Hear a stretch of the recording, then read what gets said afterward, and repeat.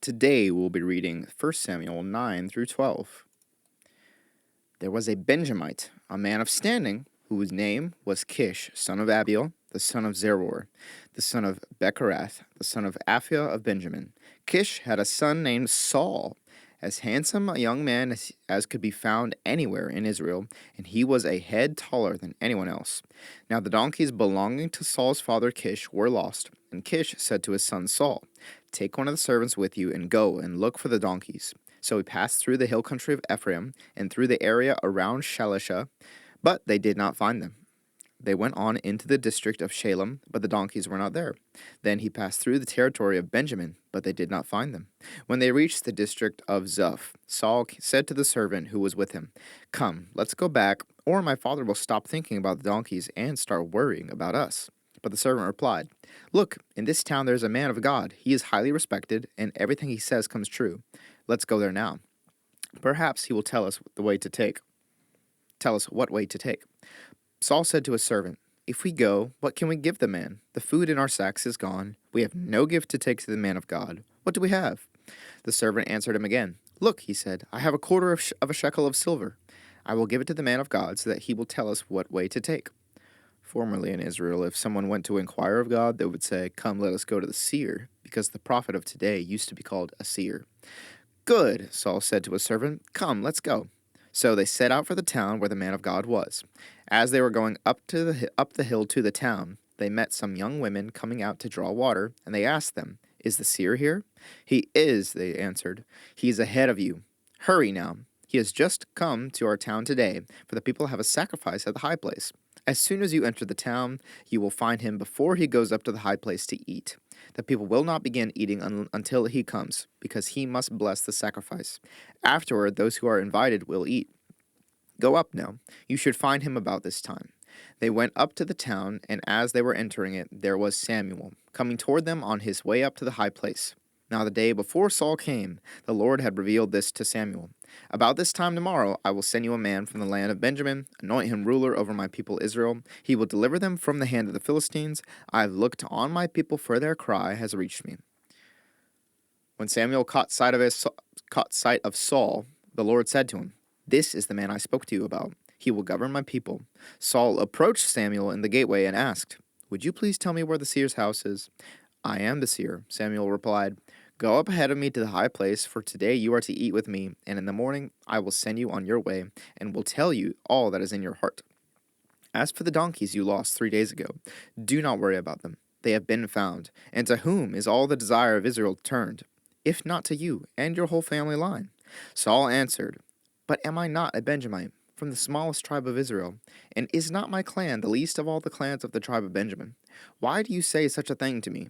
Then Samuel brought Saul and his servant into the hall and seated them at the head of those who were invited, about 30 in number.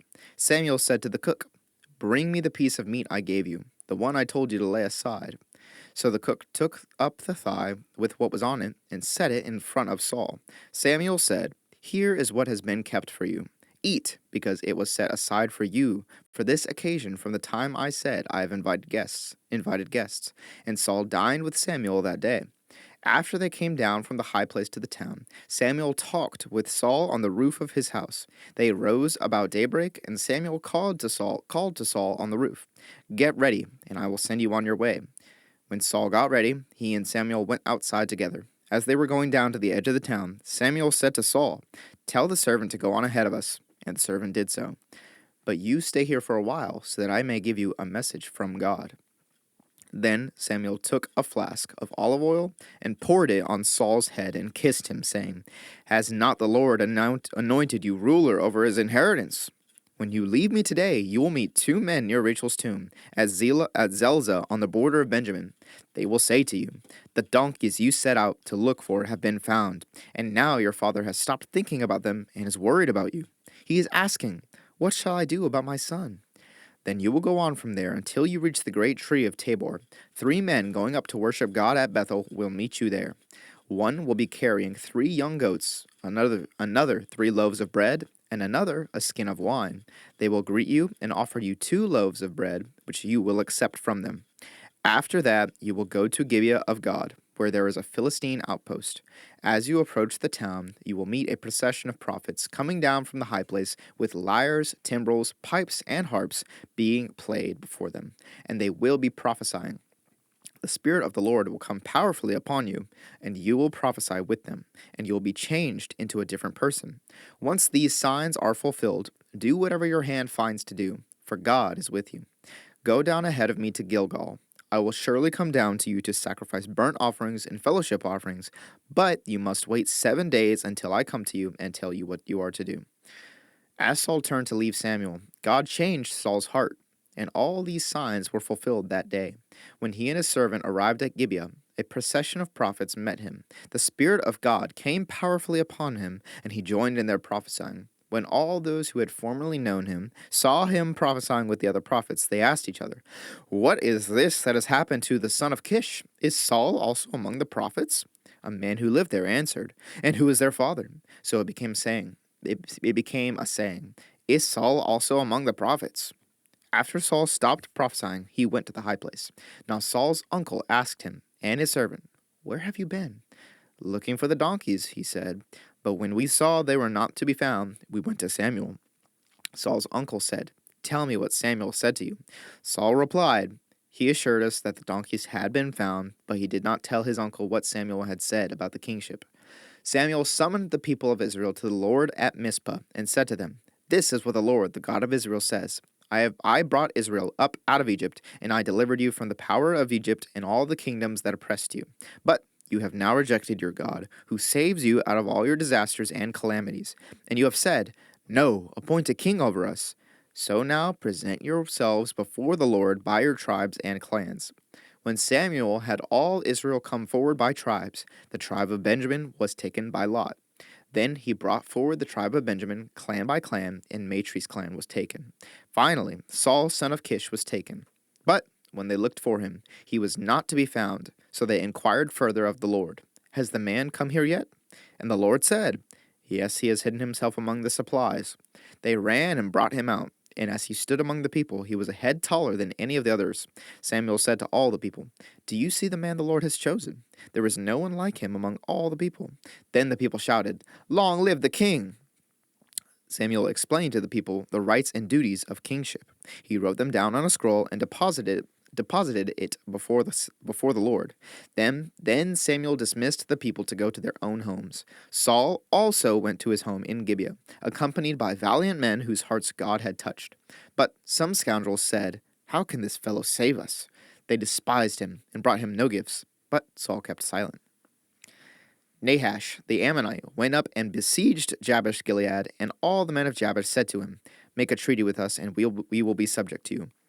But Nahash the Ammonite replied, "I will make a treaty with you only on one condition, only on the condition that I gouge out the right eye of every one of you, and so bring disgrace on all Israel." The elders of Jabesh said to him, "Give us 7 days so we can send messengers throughout Israel. If no one comes to rescue us, we will surrender to you." When the messengers came to Gibeah of Saul and reported these terms to the people, they all wept aloud. Just then Saul was returning from the fields behind his oxen, and he asked, "What is wrong with everyone? Why are they weeping?" When they repeated to him what the men of Jabesh had said, when Saul heard their words, then they repeated to him what the men of Jabesh had said. When Saul heard their words, the Spirit of God came powerfully upon him, and he burned with anger. He took a pair of oxen, cut them into pieces, and sent the pieces by messengers throughout Israel, proclaiming, "This is what will be done to the oxen of anyone who does not follow Saul and Samuel." Then the terror of the Lord fell on the people, and they came out together as one. When Saul mustered them at Bezek, the men of Israel numbered 300,000, and those of Judah 30,000. They told the messengers who had come, "Say to the men of Jabesh Gilead, by the time the sun is hot tomorrow, you will be rescued." When the messengers went and reported this to the men of Jabesh, they were elated. They said to the Ammonites, "Tomorrow we will surrender to you, and you can do to us whatever you like." The next day, Saul separated his men into 3 divisions. During the last watch of the night, they broke into the camp of the Ammonites and slaughtered them until the heat of the day. Those who survived were scattered, so that no 2 of them were left together. The people then said to Samuel, "Who was it that asked, 'Shall Saul reign over us?' Turn these men over to us so that we may put them to death." But Saul said, No one will be put to death today, for this day the Lord has rescued Israel. Then Samuel said to the people, Come, let us go to Gilgal, and there renew the kingship. So all the people went to Gilgal, and made Saul king in the presence of the Lord. There they sacrificed fellowship offerings before the Lord, and Saul and all the Israelites held a great celebration. Samuel said to all Israel, I have listened to everything you said to me, and have set a king over you. Now you have a king as your leader. As for me, I am old and gray, and my sons are here with you. I have been your leader from my youth until this day. Here I stand. Testify against me in the presence of the Lord and his anointed. Whose ox have I taken? Whose donkey have I taken? Whom have I cheated? Whom have I oppressed? From whose hand have I accepted a bribe to make me shut my eyes? If I have done any of these things, I will make it right. You have not cheated or oppressed us, they replied. You have not taken anything from anyone's hand. Samuel said to them, The Lord is witness against you, and also his anointed is witness this day, that you have not found anything in my hand. He is witness, they said. Then Samuel said to the people, It is the Lord who appointed Moses and Aaron and brought your ancestors up out of Egypt. Now then, stand here, because I am going to confront you with evidence before the Lord as to all the righteous acts performed by the Lord for you and your ancestors. After Jacob entered Egypt, they cried to the Lord for help, and the Lord sent Moses and Aaron, who brought your ancestors out of Egypt and settled them in this place. But they forgot the Lord their God, so he sold them into the hand of Sisera, the commander of the army of Hazor, and into the hands of the Philistines and the king of Moab, who fought against them. They cried out to the Lord and said, We have sinned. We have forsaken the Lord and served the Baals and the Ashtoreths. But now deliver us from the hands of our enemies, and we will serve you. Then the Lord sent Jerubbaal, Barak, Jephthah, and Samuel, and he delivered you from the hands of your enemies all around you, so that you lived in safety. But when you saw that Nahash, king of the Ammonites, was moving against you, you said to me, No, we want a king to rule over us, even though the Lord your God was your king. Now here is the king you have chosen, the one you asked for. See, the Lord has set a king over you. If you fear the Lord, and serve, and obey him, and do not rebel against his commands, and if both you and the king who reigns over you follow the Lord your God, good! But if you do not obey the Lord, and if you rebel against his commands, his hand will be against you, as it was against your ancestors. Now then, stand still, and see this great thing the Lord is about to do before your eyes. Is it not wheat harvest now? I will call on the Lord to send thunder and rain, and you will realize what an evil thing you did in the eyes of the Lord when you asked for a king. Then Samuel called on the Lord, and that same day the Lord sent thunder and rain. So all the people stood in awe of the Lord and of Samuel. The people all said to Samuel, Pray to the Lord your God for your servants so that we will not die, for we have added to all our other sins the evil of asking for a king. Do not be afraid, Samuel replied. You have done all this evil, yet do not turn away from the Lord, but serve the Lord with all your heart. Do not turn away after useless idols. They can do you no good, nor can they rescue you because they are useless. For the sake of his great name, the Lord will not reject his people, because the Lord was pleased to make you his own. As for me, far be it from me that I should sin against the Lord by failing to pray for you, and I will teach you the way that is right, good and right. But be sure to fear the Lord and serve him faithfully with all your heart. Consider what great things he has done for you. Yet, if you persist in doing evil, both you and your king will perish.